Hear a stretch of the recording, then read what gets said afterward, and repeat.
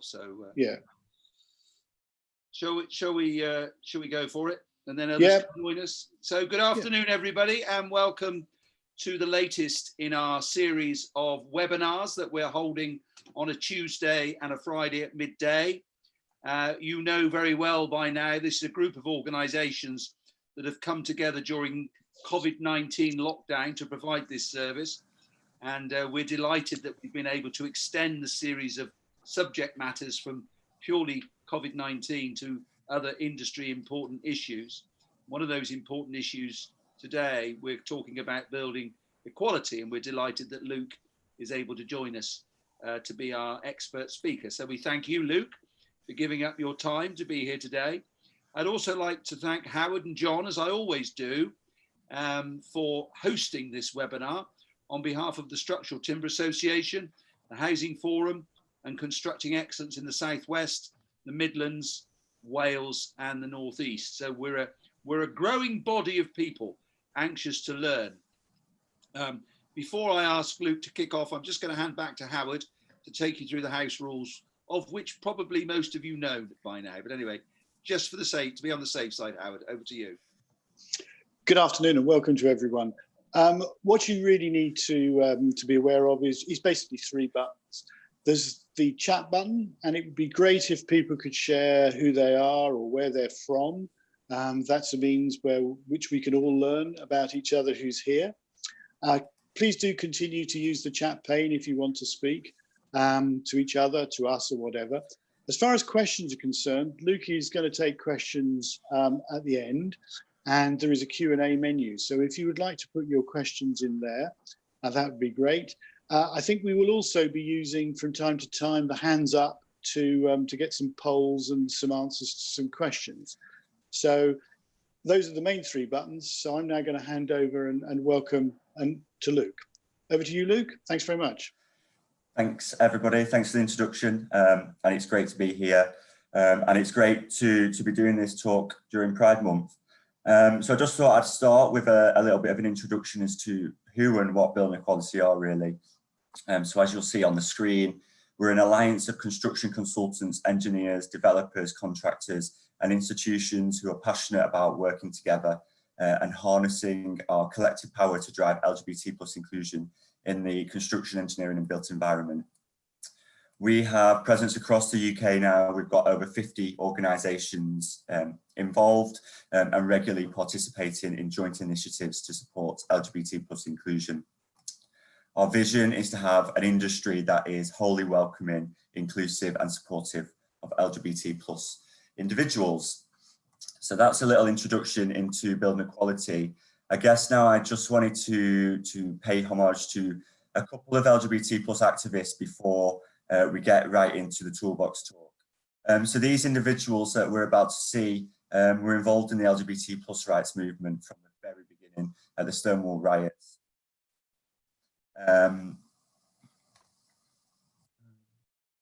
Okay, sorry, just reading the chat function then, and I thought I was muted. So these individuals have been involved since the Stonewall riots and are the very reason that we celebrate Pride Month during June each year. So first up, we have Marsha P. Johnson, and there's a great quote from Marsha there. And secondly, we have Sylvia Rivera, again, another great quote. And these two individuals set up the world's first trans rights organisation at a time when, you know, trans people maybe weren't widely accepted. So we're really iconic role models, and I really implore each of you to read up about them both, but also read up about STAR. So now we jump into the contents of today. So first off, we're going to touch on some history, some information and terminology. We're then going to touch on why EDI is so important in construction, engineering and built environment. I'll introduce why it's important to me, and then we'll go on to how you can support LGBT+ inclusion and ask any questions.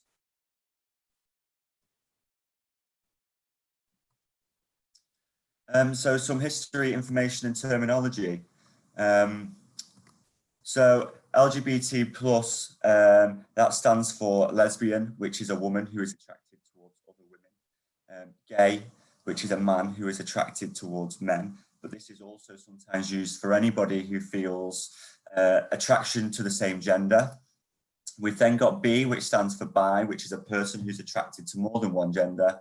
Then we have trans, which is a person whose gender is different from the sex they were assigned at birth.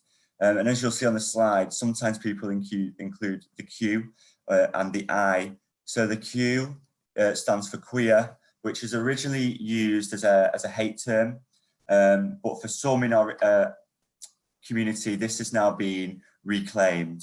But I guess it must always come with a health warning that some people may still find this term offensive.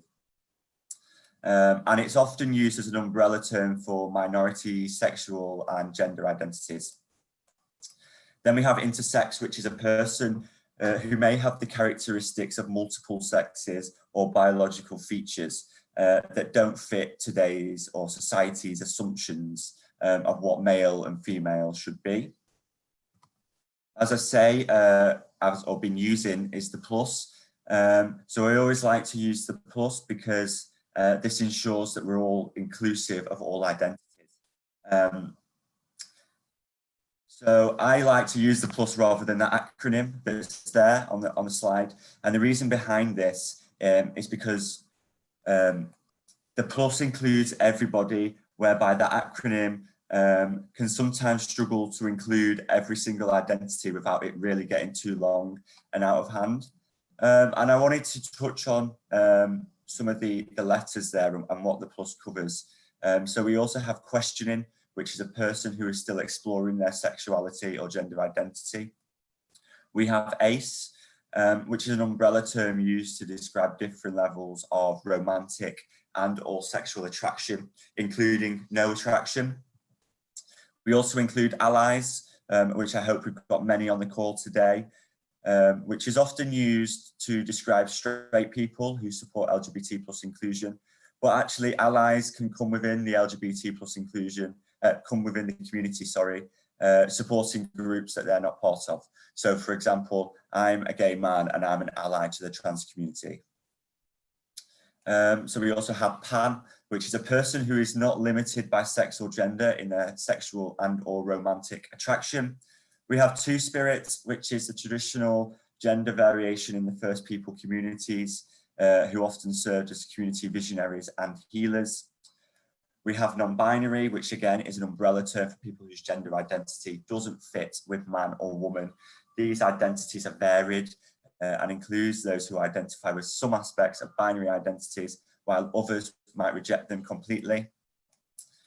We have genderqueer, and that's used synonymously with non-binary, and it also is an identity used by people whose gender identity does not fit with binaries. So that's just quite a few there to run through, and we could probably go on for another half an hour going through different identities. So I guess in a perfect world, we would find a word that coins all of those identities together, but we don't have that yet, and you know, times change, so we may come up with that term, but in the meantime, we tend to use the term plus, and this will just make sure we include everybody. Another term we have is cisgender. So that's a person whose gender identity and expression matches the gender they are typically assigned at birth. So I am a cisgender man. I was born a man and I identify as a man. And then finally, we have LGBT plus phobia. So I tend to use this term just again because it's inclusive of all levels of phobia that you might experience. So there's homophobia, biphobia, lesbophobia, transphobia. And rather than say those four things each time, I just try and coin it all in LGBT phobia without trying to diminish, you know, the actual thing itself. And as you'll see, there is just a little link at the bottom, which will give you a glossary of terms. In my experience, you wouldn't want to just follow one link. If you're doing a bit of research, maybe you'd like to follow a couple of links. So next up, I guess this is where the chat function might come in, is if we can maybe guess going across the top row, and go across, and then go to the second row and go across, whether people can identify what flags they are. And we'll see from the chat whether this works. If it doesn't, I will just run through them. So the first top left flag.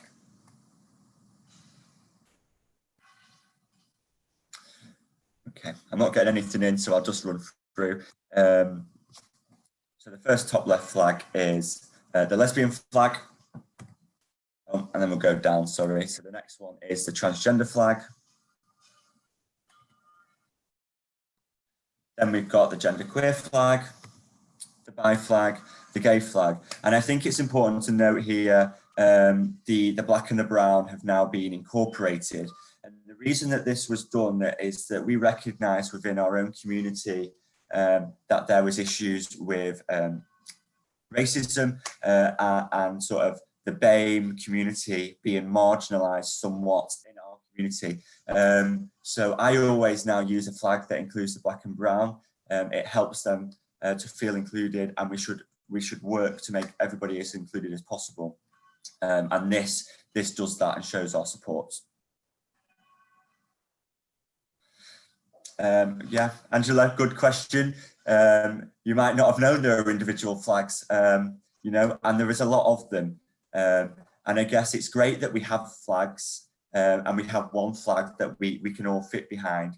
But I guess it comes, the reason why we might have individual ones is so that people, you know, feel included and they have something that they can stand alongside individually as a specific identity rather than being coined in one. So then we have the intersex flag, the pan flag, the allies flag, the gender fluid, asexual, non-binary, agender, polysexual, aromantic, and the progress flag. This flag is my personal favourite and would be the flag that I would use going forward, as it sort of links in what I just talked about our BAME community, but it also links in the trans community into the traditional rainbow flag as well.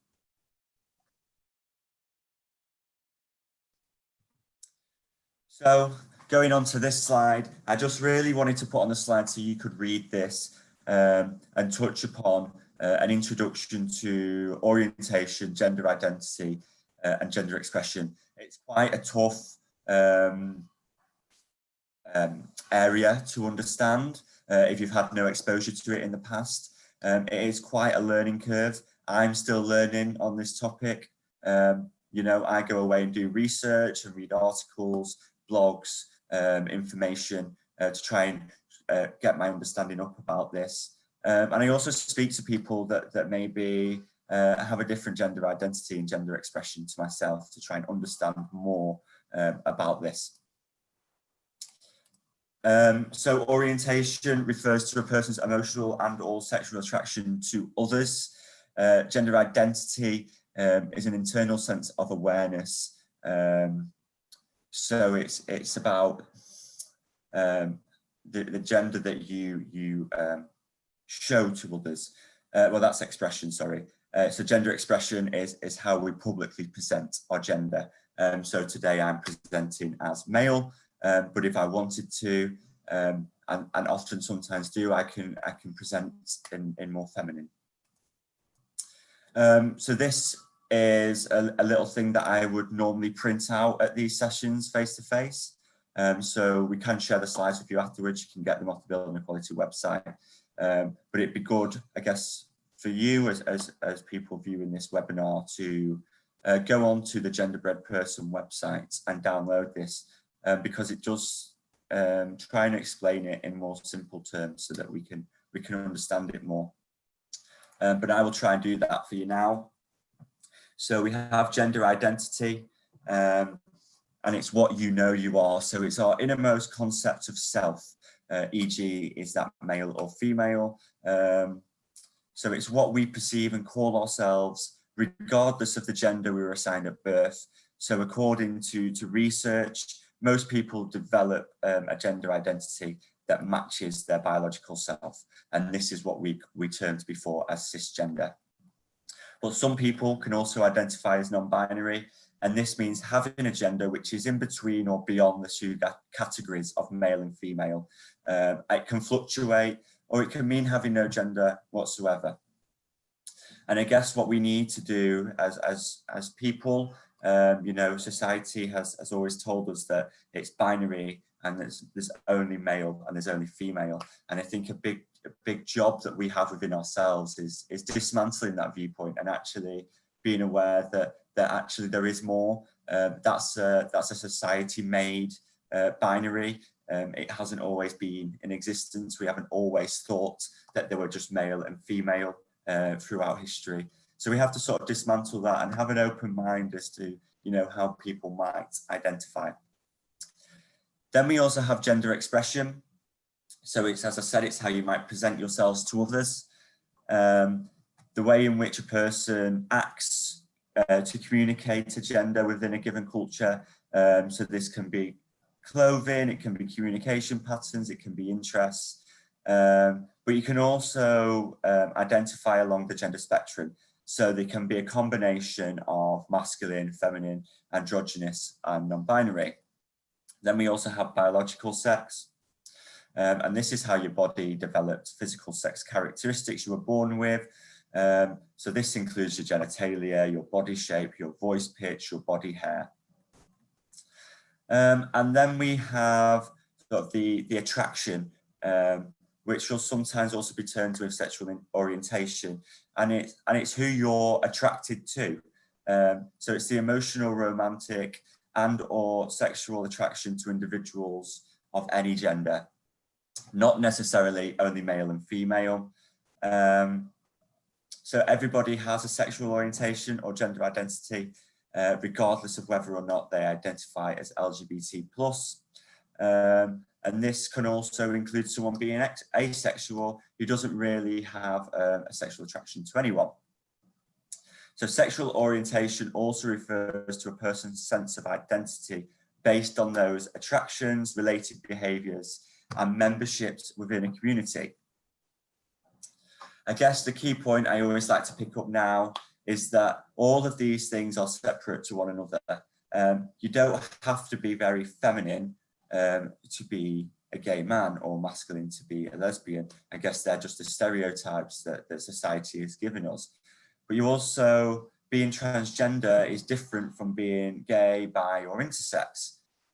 So an example I like to provide here is that a straight man might dress in drag, which is a very feminine gender expression, but that does not make him gay or trans.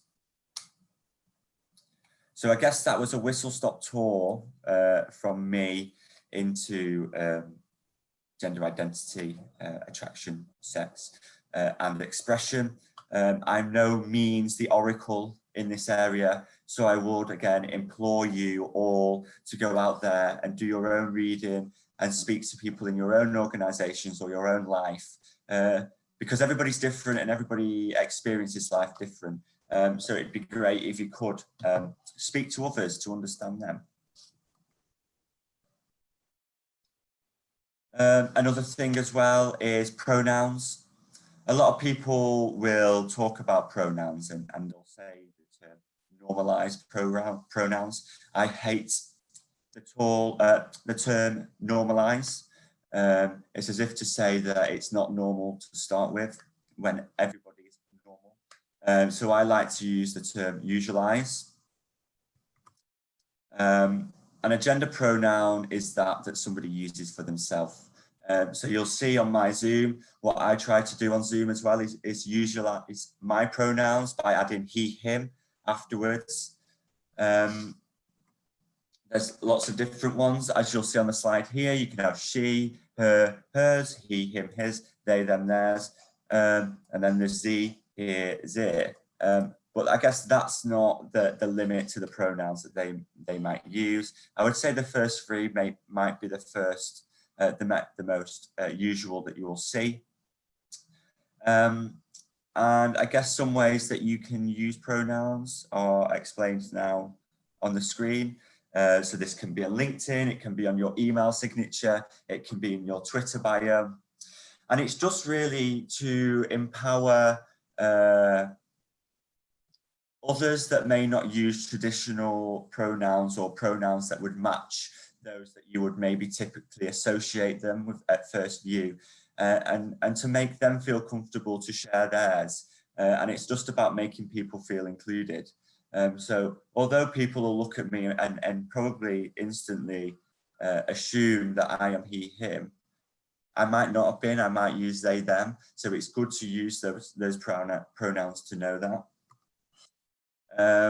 So just make it part of a natural introduction. You know, we're in a virtual world at the minute, so that's why it's great to include it on emails and in your social media. But at the start of meetings as well, I like to start with my pronouns. Again, there's some more information there that you can find out. So now I just wanted to touch on some LGBT history and how times have changed. So in 1969, 51 years ago, we had the Stonewall riots, which was the Kickstarter, the catalyst of the LGBT+ rights movement. In the 1970s, the Gay Liberation Front was established. So that was a year after Stonewall, and that was really the kickstart then as to progressing our rights. 1980s was really maybe more of a tough time to be LGBT+. We had the AIDS crisis that started in 1982, which was initially called the Gay-Related Immune Deficiency. And this really started seeing all the positive movements that we had seen in the 60s and the 70s really got sort of taken back, as you'll see in 1987 with Section 28 introduced. So in the 1990s, we held our first gay pride in Manchester. I'm living in Manchester, so that's why I include that one. We also had the Admiral Duncan bombing, which is a year that we remember each year, which was a nail bomb that was set off in a LGBT venue in London. In 2000s, we repealed Section 28, but that also meant that it was in force for 2 decades. And Section 28 was basically an act that was put into place where things about LGBT+ weren't taught in schools. So I grew up during Section 28 era. I was never taught about being gay or lesbian or what it meant. And actually that's really quite damaging because people don't know that it's okay to be them. So I think now what we're doing is a lot of unraveling of those couple of decades of educating people. And I guess this is why part of the reason why Building Equality develops this Toolbox Talk as well was because people that we work with in our industry didn't have the education, they didn't hear about our history. So it's about sharing that with people. In the 2010s, Alan Turing finally got his pardon, which was long overdue. And in 2016, we had the most LGBT+ MPs in the world. But we still have work to do. So I'm just sharing here some headlines from over the world, really, and some in the UK. So at the time of making this presentation, attacks on LGBT+ people had surged 80% in the UK over the last 4 years. It was around the time when you remember the individual on the bus that was attacked because of her sexuality and gender identity, and because a group of straight cis white men wanted her to perform sexual acts of kissing, etc. on a bus, and because she refused, her and the girl that she was with were then beaten. So as you'll see from the timeline on the previous slide, we have made great strides. We also have a lot of work to do. And I think what I find the problem is we always like to sort of look elsewhere and say other places are worse than us. That might be true, but the UK also is not perfect, and you can still get beaten up for being gay, LGBT+ in the UK. and you know, LGBT plus couples are probably less likely to walk down the street holding hands as well. So it's little things like that. I think I've got a question that's coming on the comments as well, which is about recommending some reading on websites. So there's some at the end of the presentation that signpost you to some, but I'd also say Google, YouTube are your best friends to sort of learn about these things. And if it's specific stuff you're trying to learn about, so maybe gender identity or gender expression, then I'd recommend going to websites or charities like Mermaids or Gendered Intelligence, who are really great websites that specialize in those areas. So equality, diversity, inclusion in construction and why it's important. So there's some stats on the screen there which show the percentages of the UK workforce for different minorities. Again, this is where I would maybe make it a bit more interactive, and it's a bit tough to do so on Zoom. So 1 in 40, we say, are LGBT plus in construction. 1 in 14 identify with BAME, and 1 in 9 is female. And that's the forecasted number of individuals in construction. But we know that we have a skill shortage in the construction industry. So actually we need to increase those numbers, to be honest. We need to have more than 11% female for a start. And we need to start having much more diverse workforces. We need to see diversity as the solution to our skills shortages, which it is, and not the problem. You know, more diverse companies have a better working relationships, better sales, superior quality, innovation and efficiency.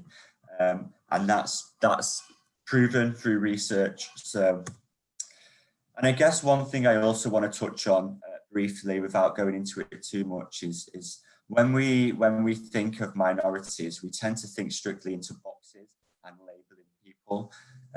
So you can be LGBT plus and you can be disabled. So we actually need to start breaking down these strict boxes and labels that we have and see the whole journey of how they intersect with one another.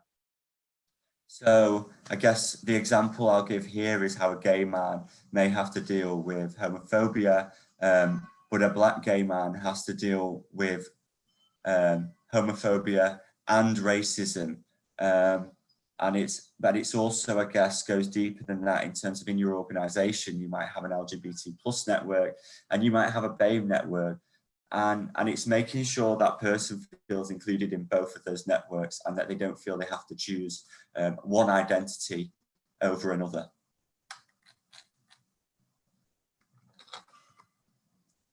So what are the barriers to LGBT plus individuals in construction? The Construction News publication, news source, whatever you call it, website online, did research into this and did a survey. So again, this is where I'd maybe make it more interactive, but how many believe that their sexuality or gender identity created barriers to career progression? 60%. Now that's really, really high, if you ask me. How many have experienced offensive or inappropriate comments about their sexuality or gender identity in work? 28%. How many did not feel comfortable about being open? 54%. And how many have heard gay? 59%. And how many have felt that it has had a negative impact on their mental health? 31%. So I like to show these stats because I think this really gives real meaning to why progressing equality, diversity, inclusion in construction engineering and the built environment is so important. Because these stats show that, you know, if 54% of people can't be open about their sexuality or gender identity, they're hiding a real part of themselves and can't be as productive. You know, how many people have overheard the term gay used in a derogatory way in the workplace? 59%. That's literally quite horrendous. And people usualize that term as if it's okay.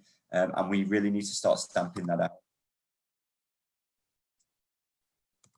So some other barriers here.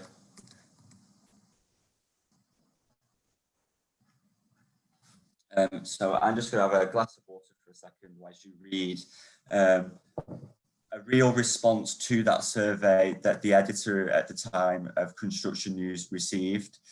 Another email received was from a board member of a property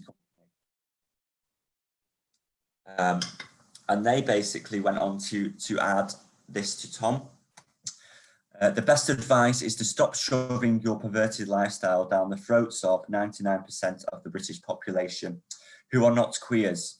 They then went on to describe LGBT plus issues as crap. So I guess the point here and what I'm trying to show to you is that when we're faced with outright LGBT plus phobia, you can understand why people might not be open about their sexuality or gender identity. But to understand why it is bad for business and why it's bad for individuals, you need to, I guess, understand why or how it is so hard, or why it's so hard not being open about your gender identity or sexuality. So I like to normally play this little scenario out when we're in person. It's not going to work here, unfortunately. But what I'd like you to take away is talk to a friend or colleague and talk about what you do it on Monday, what you did on the weekend. But you can't use any names, any places, or any gendered pronouns. So as an LGBT plus individual, if you're not open, you basically have to hide that maybe you're out with your boyfriend or your girlfriend on the weekend. You can't tell them that you're in Soho or Canal Street in Manchester because that might give it away. You know, so you have to hide these elements of the stories that you tell people. And it really takes a lot of energy and a lot of effort to hide those parts of you. And it means you can't really give that 100% to your work. So what are hate crimes, discrimination and microaggressions? I've discussed, you know, the UK hate crimes going up. So they're an act of violence or hostility directed at people because of who they are or who somebody thinks they are. You know, so a straight person could actually, I guess, face LGBT phobia if somebody was to perceive those to be gay or lesbian or another identity. So what's the difference between a hate crime and discrimination? Hate crimes are, as I said, acts of violence. So, for example, shouting abuse at somebody for holding hands of a same-sex partner. Hate crime is an illegal act that the victim or another person perceives to be motivated by hostility or prejudices towards an aspect of their identity. So I guess as well, what is discrimination is the poor treatment that the LGBT plus people experience due to their sexuality or gender identity. So this can be in many areas of public life. So for example, 1 in 10 LGBT plus people, 10%, who were looking for a house to rent or buy in the last year were discriminated against because of their sexuality or gender identity. 1 in 6 who visited a cafe, restaurant, bar or nightclub in the last 12 months were discriminated against because of their sexuality or gender identity. You know, so this is still happening today. And then what are microaggressions? So a microaggression is a commonplace daily verbal or behavioural environmental humiliation, whether intentional or unintentional, and it communicates hostile, derogatory or negative insult towards an individual. So it's just a phase, or which one is the man and which one is the woman in the relationship. Oh, you don't act LGBT plus, or I would never have guessed. And then some more there. Again, what I normally like to do is ask you if you can think of any. So if you can think of any microaggressions that you might hear, then do put them in the chat. But some others might be that you can't be LGBT plus and have faith, or when did you decide to be LGBT plus? or they're a non-practicing bi person. So, you know, if a bi person happens to then to go into a heterosexual relationship, people might then start saying that they're straight, but they're not. They're still bi. They're just in a different sex relationship. So harassment at work. Again, I wanted to put this slide in and touch on what the Equalities Act was. The TUC undertook a survey that reported on the LGBT plus experience of sexual harassment in the workplace, and to make sure government and that regulators, employees, unions were developing responses to this epidemic of sexual harassment to LGBT plus individuals.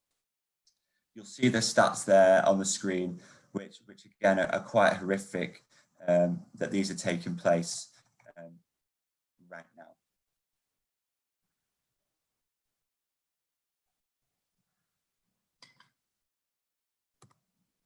So I just want to touch on the effects of what these hate crimes, these discriminations and these microaggressions that people face, and how they implement people on a daily basis. You know, so if LGBT plus individuals are facing increased prejudice and discrimination on an almost daily basis, you know, you can start to think how these might implement your work and your life.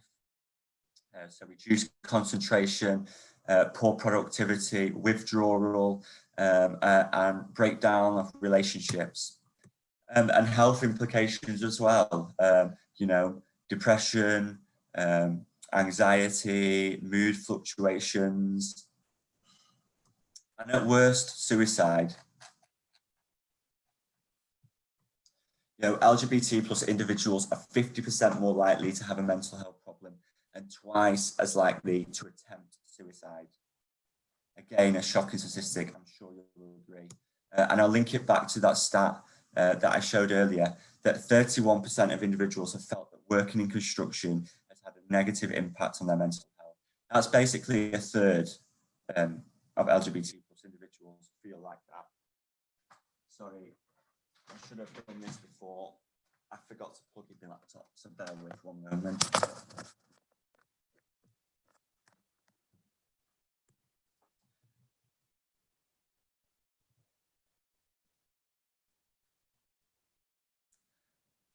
So I guess, how can we become wholly LGBT plus inclusive? We have few role models in our industry, and even fewer at board level. But I think with the likes of Building Equality and organisations coming together to work on progressing LGBT plus inclusion, we are beginning to see change. You know, there's a lot more out and open LGBT plus individuals in the industry than when I started. And I guess for me, that you might see those role models more at the grassroots level, entry, just starting their careers. And what we'd really like to see is, you know, more representation of minorities on our boards.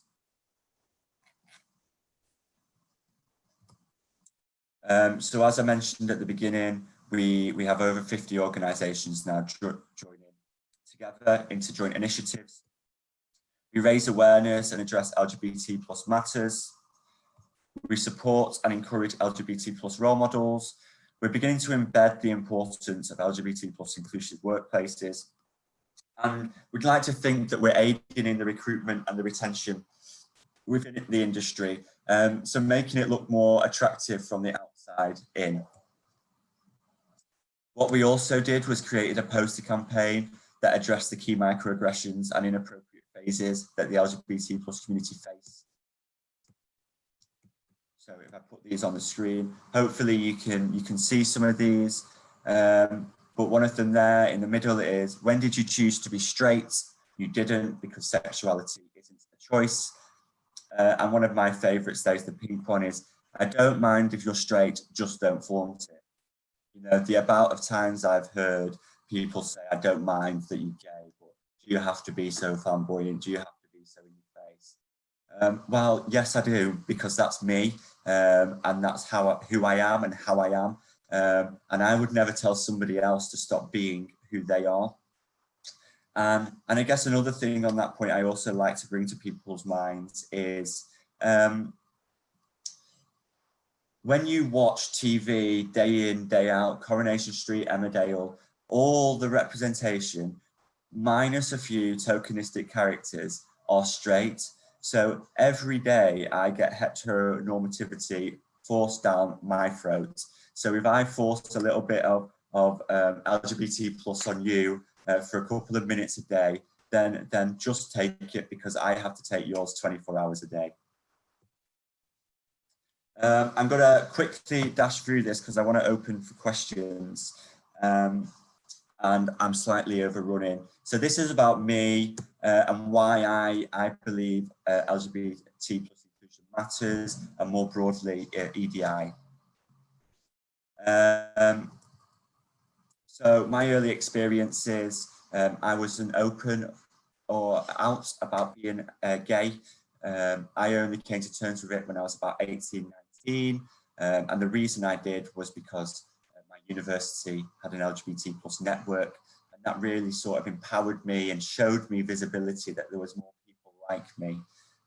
So I didn't feel like I wasn't normal anymore. You know, I was made to feel shame for being gay. So actually being able to see others like me was really sort of powerful. But after I graduated and I went back to work, I went back in the closet because I thought that being LGBT plus in construction or in the workplace would create barriers to career progression and could actually be harmful. But again, I saw that my employer then, Balfour Beatty, had an LGBT plus network, and seeing others being out and open and being their true selves, again, empowered me to do the same. And then this is why I guess I promote LGBT plus inclusion within our industry and my organisation, is so others that join don't feel that they have to hide part of themselves. So there you'll see me with the Balfour Beatty LGBT plus network. And then I went on to move to an SME at Civic Engineers, where I created their inclusion network. So because we're a small organisation, it didn't make sense just to have a specific network for protected characteristics. Instead, we created one network that covered everything. So I think it's important to note that if you are thinking of setting up a network in your organisation, it's not a one-size-fits-all. You know, you make it work for your organisation. And if you ever want any advice on setting up a network, then do get in touch with me, and I'll give you my thoughts and feelings. And then externally, I'm part of a charity called Diversity Role Models, where we go into schools and just basically share our story with kids, so they can see visibility. They can see that actually it's okay to be LGBT+. And it adds that human element to it. So how can you support LGBT plus inclusion? You can be an ally, and on there you have the definition of what an ally is. Allies help to create more inclusive, understanding and welcoming environments for LGBT plus colleagues. So through your personal and professional lives, you can help to ensure that our industry is truly inclusive. Being an ally is about being an active colleague or supporting somebody else. You know, if we want to live in a world where people are accepted without exception, we need to be part of the solution. So how can we do that? So we can educate and empower. So as I said, do some research, read up online, and learn a little bit more about what the LGBT plus community is. You know, as I said, even if you're part of the community, you know, you can still find out about others that are different to yourself and be a better ally to different parts of our community. You know, we have to confront our own assumptions, prejudices and bias. You know, I have had my own, I still have my own, and it's about acknowledging that, and it's about educating past that. You can listen. So as allies, we should listen to one another. Ask how somebody's doing and be really aware of their response, and be aware of people's lives and experiences, because they'll be totally different to our own. Remember that just because somebody might have come out to you, that doesn't mean that they're out to everybody else. So do be respectful in keeping that to yourself if somebody has confided in you. Be visible and challenge.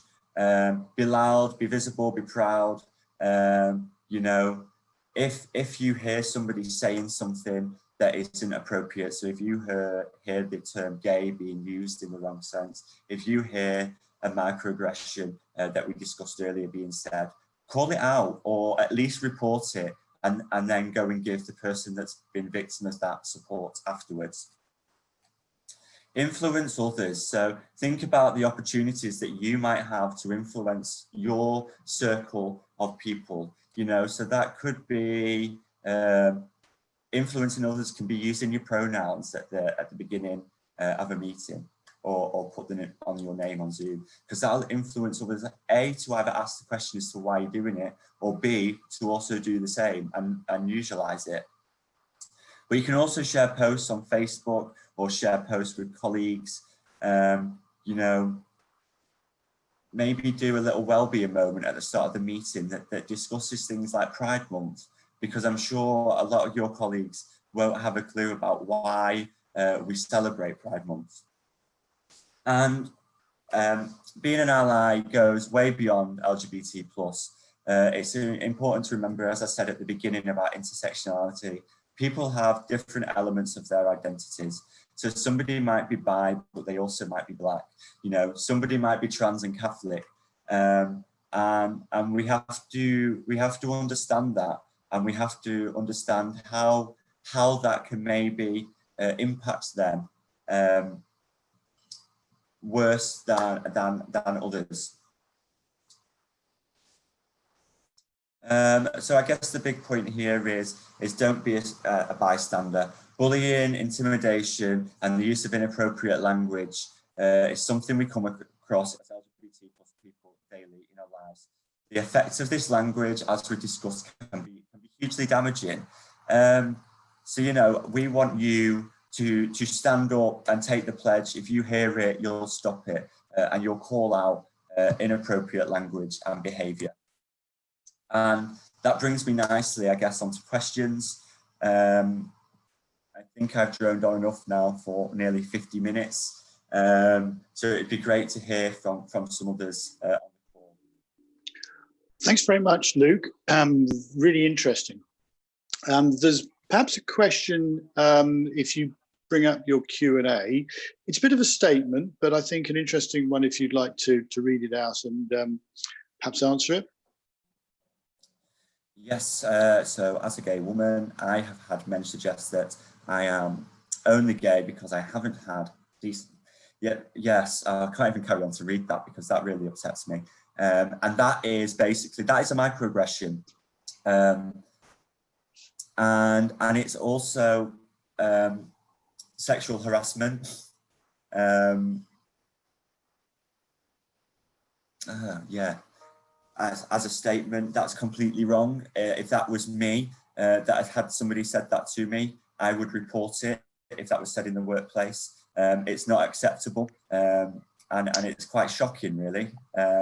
Unfortunately, people can't actually see the questions, so I'll read it out. Not? So that I'll read it out because obviously I don't want to say it's not a question, just a statement. As a gay woman, I've had men suggest that I'm only gay because I just haven't had decent sex with a man. That I should have sex with them, as that would change my mind. I've also had direct questions about how sex works in an all-female relationship. I think you probably answered, yeah. Yeah, I think on this point, you know, a lot of the time when people want to discuss LGBT plus people and ourselves, it always sort of comes back to sex and genitalia, and I'm not sure why people are so obsessed with it, because it's so much more than that. We're so much deeper than that, and I really think, you know, as I said, that you should report it, but that your organisation should then introduce some basic training. You know, get me in to do a toolbox talk or something, so they can get a wider understanding. But yeah, I'm sorry that has been said. And you know what? Part of me sadly thinks that you might experience that again. But I hope that the work that we're doing within our industry is starting to make changes so that it's less prevalent. Okay, there's another one here, another anonymous attendee. I'll read it out. For me personally, the role of an ally is huge. To have a straight person help stand up for LGBT plus people, bring such hope, is like someone helps take some of the huge burden of fear that comes with being different. Yeah, and I would wholeheartedly agree with that. You know, sometimes for me, being LGBT plus and doing this talk and trying to educate people can sometimes feel like an echo chamber that I'm preaching to the choir. So actually having you know, cisgendered, straight allies is hugely important and hugely vital in terms of getting the message out there that not only is LGBT plus inclusion the right thing to do, but it's a thing that we should all be doing. But I do want to pick up on that point as well, that actually, even as you in the community should also be looking to be an ally to other members of our community, because our voice is so powerful to them. So my voice as a non-trans person is so powerful to them to stand up for them and their rights. Okay, Luke, thanks very much. I've got a question here. Well, actually not a question, but an ask from Kate Lloyd. Can you please list where the regional building equality networks are for those who may not be aware? Yes, sorry, I should have listed those at the beginning. So this is like a little bit of trivia. Thanks, Kate. So we are UK wide, but we have regions in London, Leeds, Greater Manchester, the South West, so around Bristol and also Cardiff. We also have them in Sheffield, the North East, East Midlands, West Midlands, and Central Scotland. So all these regions should be listed on our website, so you can find out there.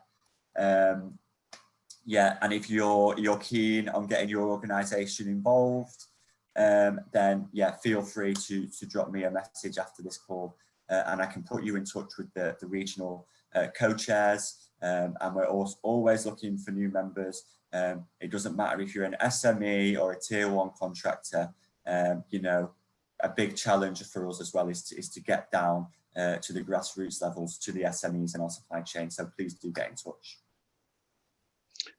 Okay, I don't think we have any more questions. We've got about 3 or 4 minutes to go, but what we do have is some very good feedback, Luke. On behalf of those of us who are learning about LBG plus issues, thank you for being so honest and open today. You're a fabulous role model and always so supportive of others working to make things better in our industry. Thank you.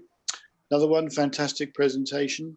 Great information in this toolbox, so useful. And lastly, unfortunately, I have to leave now as I have a meeting, but thank you so much for this webinar. I'd like to repeat the sentiments above. You're a great role model, and I hope we make more progress in the construction industry to be a more inclusive of LGBT+. So I think that sort of almost brings us to end. I don't know whether, Andrew, you're still with us, whether you'd like to come in and close events? Yes, I was just waiting. Okay, I'll hand over to you then. Well, Luke, really the comments that Howard's just read out have said it all, I think. I've been keeping an eye on the chat box myself, and the compliments have been coming in thick and fast. So as a role model, you're exemplary. And we thank you. I've learned an awful lot today, and I'm sure others have as well. So thank you. I'd also like to thank Lisa Broom from Homes England. It was Lisa who suggested this be a topic for one of our webinars, it being Pride Month in June. So thank you, Lisa. I know you're listening, so thank you for your input. And Lisa makes sure that this topic is front and centre in everything that we do within Constructing Excellence. So thank you both. Once again, thank you to Howard and John for hosting. Thank you all for listening. I'm sure you found the last hour as incredibly important, I think the word is, as I have. Don't forget, next Tuesday, we have our next webinar. David Pearce is going to be talking about the intangible value of people. As we move post-COVID-19, companies will be looking at their workforce. I think there will be, unfortunately, some redundancies in the pipeline. And so what David's going to be doing is looking at the intangible value of people to help you make decisions and maybe look for areas where we might sort of move people around rather than lose them from our companies and from our industry as we move forward. So thank you once again, and I wish you all a very pleasant afternoon and a super weekend. Thank you.